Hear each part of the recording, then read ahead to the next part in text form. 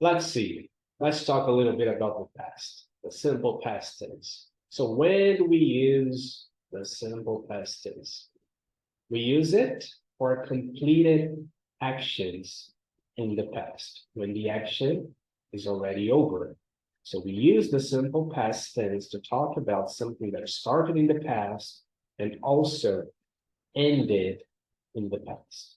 Okay, something that happened this morning, last night, yesterday, last week, last year, whatever. All right. Let's take a look at the structure of the simple past tense. So basically, you're going to do it to most verbs in English. You have a verb, all you have to do is to add ed to it. All right. For example, work in the present. In the past, it would be worked.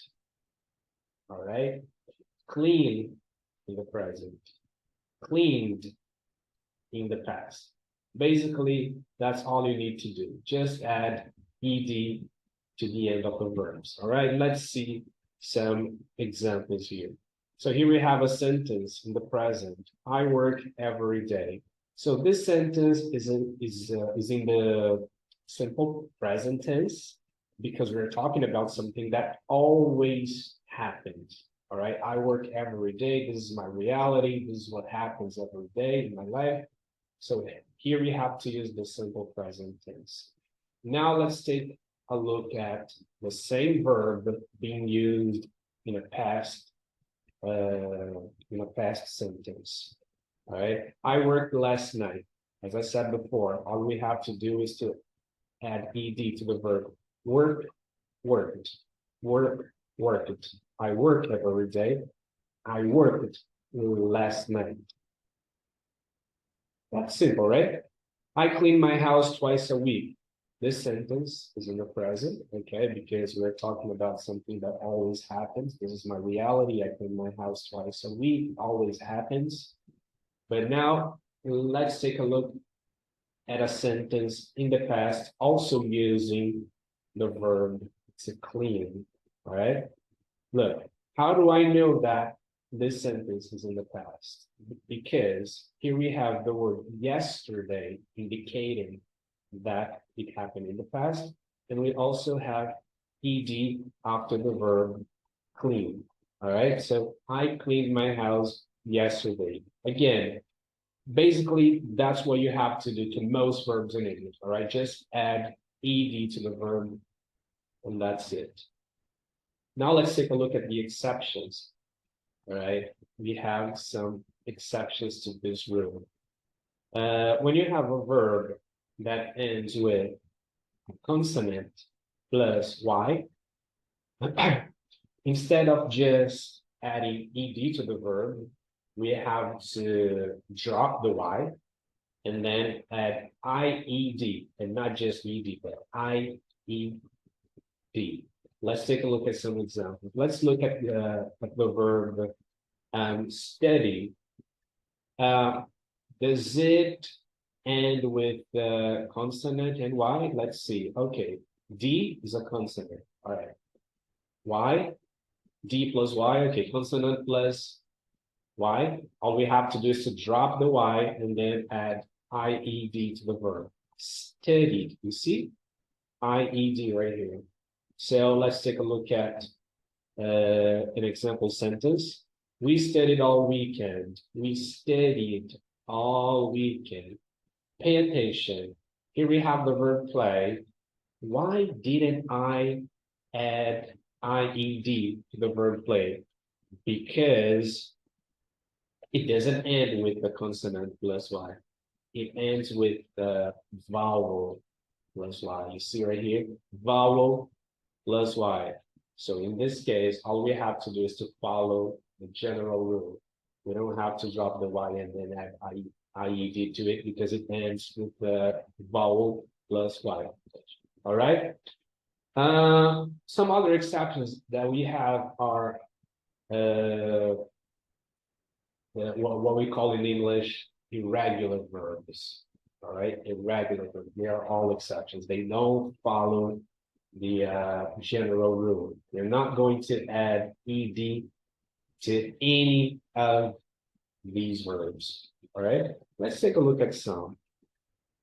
There is a very long list of irregular verbs in their past, in their past participle, but yeah, that list is incredibly long. You don't need to memorize anything. Let's learn it little by little. Let's take a look at the most common verbs, okay, irregular verbs, and see their past forms. So the first verb that we have here is to go.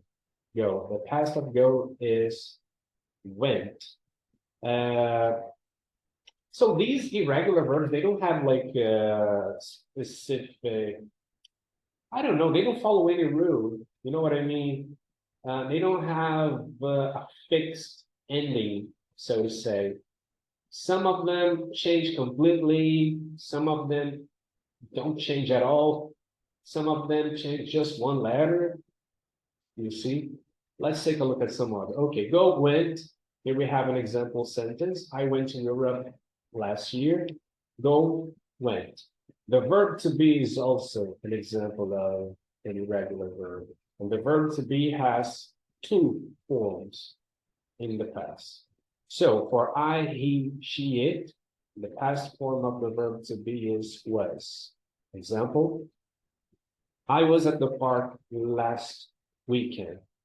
And for you, in the plurals, for you, we, they, the past form of the verb to be is were. We were happy when we were kids. All right, so this is an example sentence. Two forms of the verb to be in the past, was and were, depending on the subject pronoun.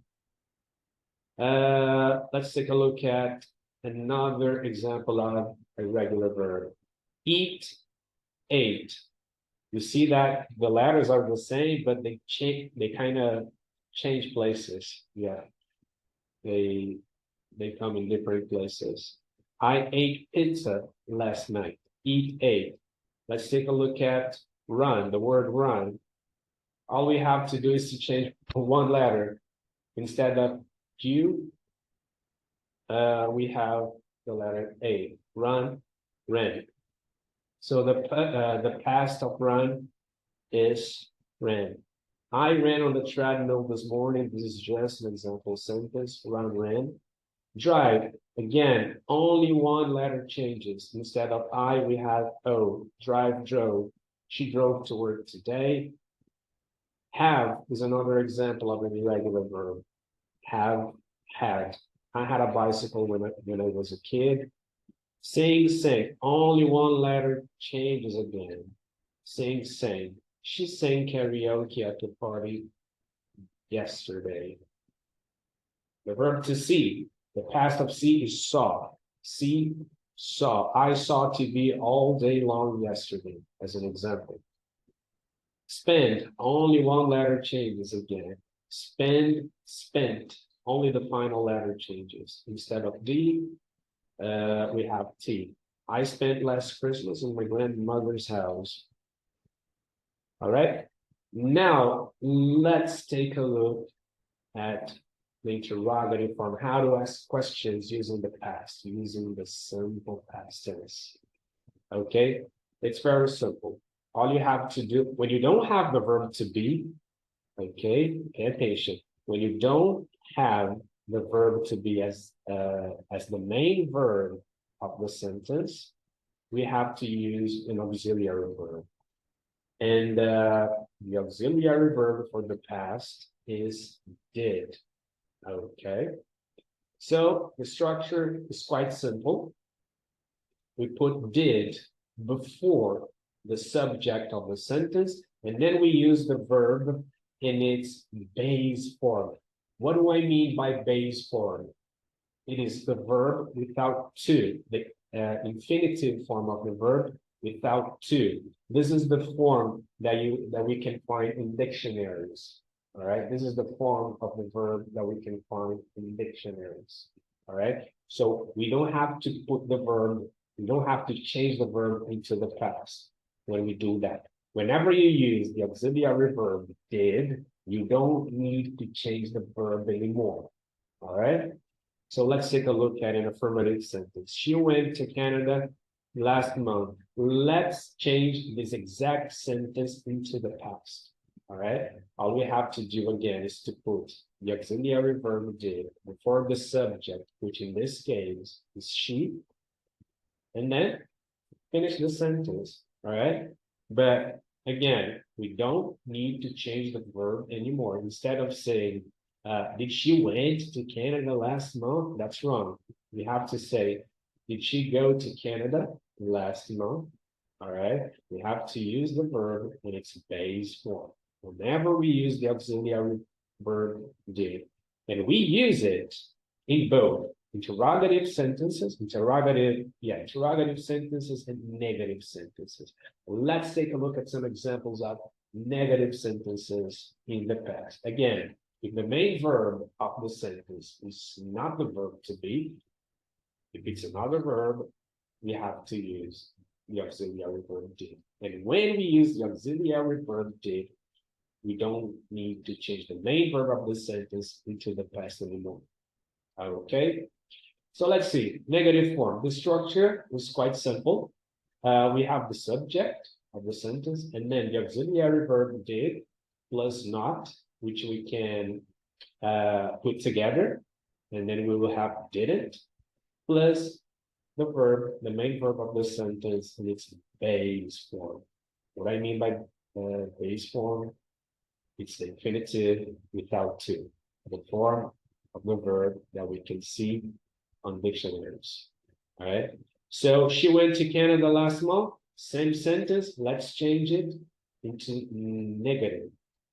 All right. Again, she is the subject plus did not, which I have put together here, and it becomes didn't, plus the base form of go. We don't say went anymore because we are using the auxiliary verb did. All right. She didn't go to Canada last month. All we have to do is to finish the sentence. And that's it.